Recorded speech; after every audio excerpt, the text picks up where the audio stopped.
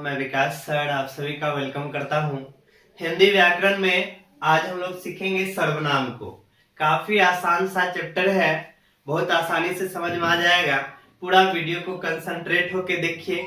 इसके बाद इससे रिलेटेड कोई भी क्वेश्चन रहेगा तो सभी क्वेश्चन को आप सॉल्व करेंगे। तो यहाँ पे सबसे पहले जानेंगे सर्वनाम होता क्या है।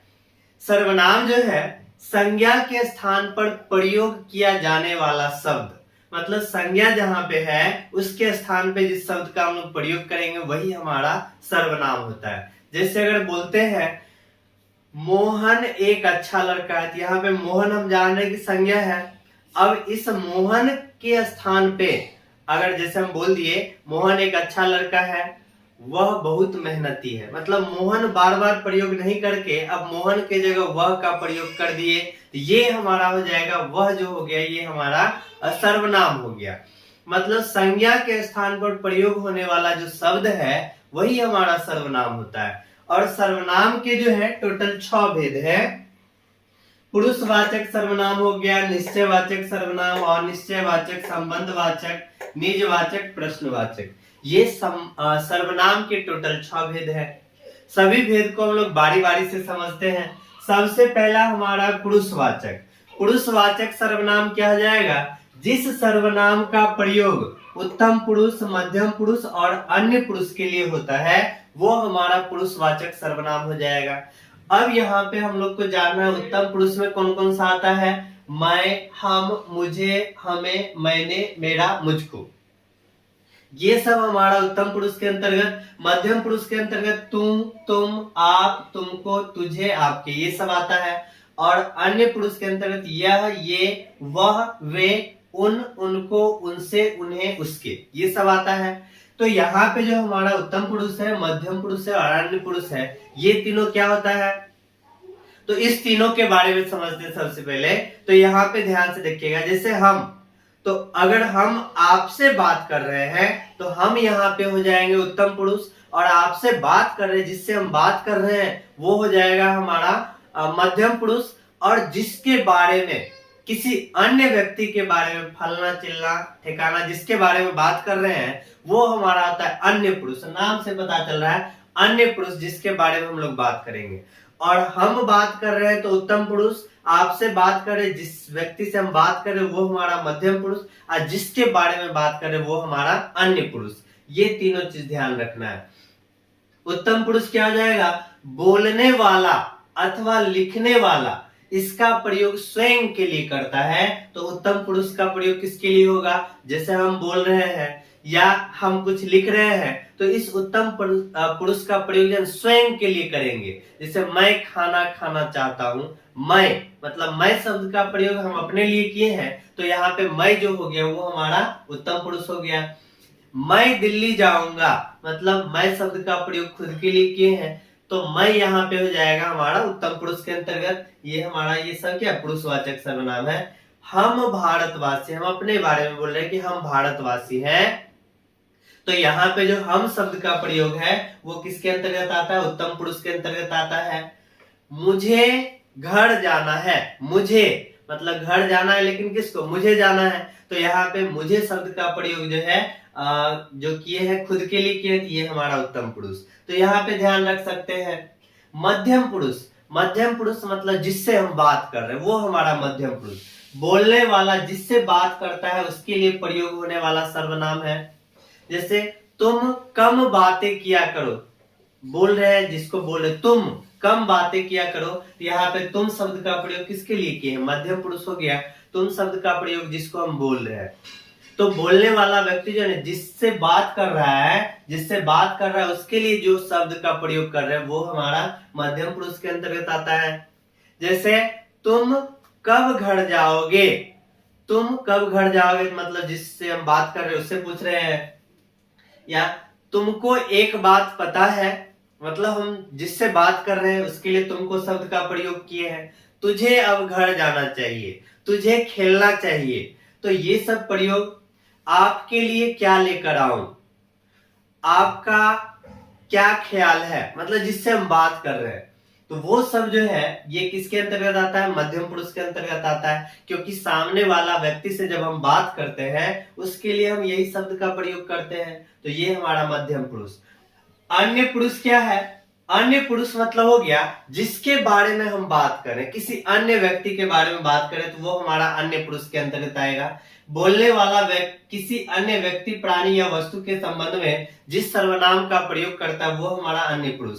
जैसे वे सज्जन है, मतलब किसी अन्य व्यक्ति के बारे में बोले कि वे सज्जन व्यक्ति थे, तो इस तरह से वे शब्द का प्रयोग किसी अन्य के लिए किए हैं तो वो हमारा अन्य पुरुष के अंतर्गत आ जाता है। तो इस तरह से यहाँ पे उनको बहुत ख्याल है, उनको बहुत ख्याल रहता है, मतलब किसी अन्य के बारे में बोल रहे हैं, तो ये सब जो अन्य पुरुष मतलब किसी तीसरे व्यक्ति के बारे में अगर बोल रहे हैं, बात कर रहे हैं, तो वो हमारा क्या आ जाएगा, अन्य पुरुष के अंतर्गत आ जाएगा। तो इस तरह से अन्य पुरुष मतलब जिसके बारे में हम बात करें वो हो गया।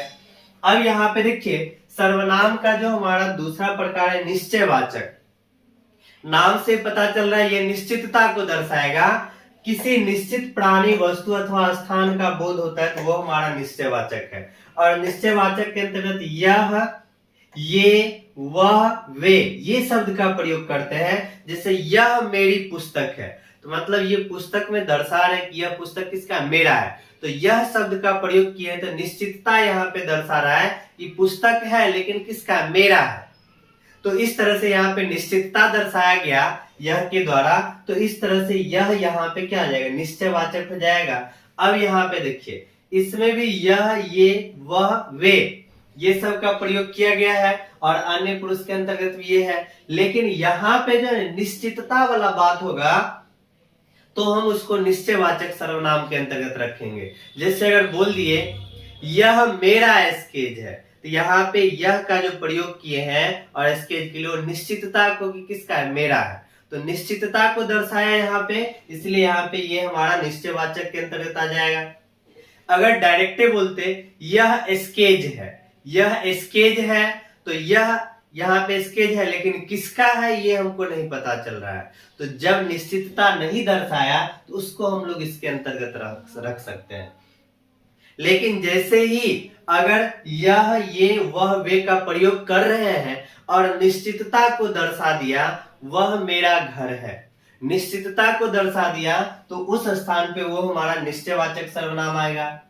ये भारतवासी है, हम किसी व्यक्ति के बारे में बोल रहे हैं कि ये जो है वो भारतवासी है, मतलब वहां पे निश्चितता को दर्शाया कि ये फिक्स है, निश्चितता है कि ये जो आदमी हम जिसके बारे में बात कर रहे हैं वो क्या है, भारतवासी है, तो यहाँ पे निश्चितता को दर्शाया तो वो हमारा निश्चयवाचक। वह मेरा भाई है, मतलब जिस भाई के बारे में बोल रहे हैं वो मेरा है, इस तरह से यहाँ पे वह शब्द जो निश्चितता को दर्शा रहा है यहाँ पे, तो ये सब हमारा निश्चयवाचक सर्वनाम के अंतर्गत आ जाएगा। अब इसके बाद हमारा अनिश्चयवाचक। अनिश्चयवाचक में जो है निश्चित रूप से बोध नहीं होता है, इसके अंतर्गत अनिश्चयवाचक में कोई और कुछ का प्रयोग होता है। जैसे दाल में कुछ काला है, क्या काला है ये पता नहीं चल रहा है, मतलब अनिश्चितता को दर्शाया। दरवाजे पर कोई खड़ा है, कोई भी खड़ा हो सकता है, तो यहाँ पे कोई और कुछ का जो प्रयोग हुआ है वो हमारा क्या, अनिश्चयवाचक सर्वनाम हो गया। अब यहाँ पे हमारा संबंधवाचक। संबंध मतलब दो शब्द हमारे पास है, जो, सो, तो इस दोनों के बीच संबंध जोड़ा जाएगा, जिसकी, उसकी, जैसा, वैसा, जैसी, वैसी, मतलब एक ही वाक्य में दोनों का प्रयोग होगा। जैसे यहाँ पे जो करेगा सो भरेगा, मतलब जो गलती करेगा उसी को भरना पड़ेगा, तो जो और सो का प्रयोग एक ही साथ हुआ है तब पूरा हुआ है, इसलिए जो और सो प्रयोग हो गया, तो ये हमारा जो संबंध को दर्शा रहा है, संबंधवाचक। जिसकी लाठी उसकी भैंस, तो यहाँ पे जिसकी और उसकी संबंध को दर्शा दिया। जो प्रयत्न करता है वह फल भी पाता है, तो जो और यहाँ पे वह ही फल पाता है, तो यहाँ पे इस तरह से जो यहाँ पे हम लोग सो का भी प्रयोग कर सकते हैं। जो प्रयत्न करता है सो फल पाता है, तो यहाँ पे जो प्रयत्न करता है वह फल पाता है, तो यहाँ पे संबंध को दर्शा रहा है, तो इस तरह से यहाँ पे ये सब हमारा क्या, संबंधवाचक सर्वनाम के अंतर्गत। अब देखिए हमारा प्रश्नवाचक। प्रश्नवाचक मतलब क्वेश्चन पूछा जाएगा, यहाँ पे कौन, क्या, व्यक्ति अथवा प्राणी के संबंध में प्रश्न करना हो, राम को कौन नहीं जानता, यहाँ पे कौन शब्द का प्रयोग किया गया है, तो प्रश्नवाचक ये यहाँ पे आ गया। इस तरह से यहाँ पे हम लोग इसको बोलेंगे प्रश्नवाचक सर्वनाम। सचिन तेंदुलकर को कौन नहीं जानता है, सचिन तेंदुलकर क्या है, तो ये सब जो है यहाँ पे कौन क्या, ये सब हमारा प्रश्नवाचक सर्वनाम के अंतर्गत आ जाएगा।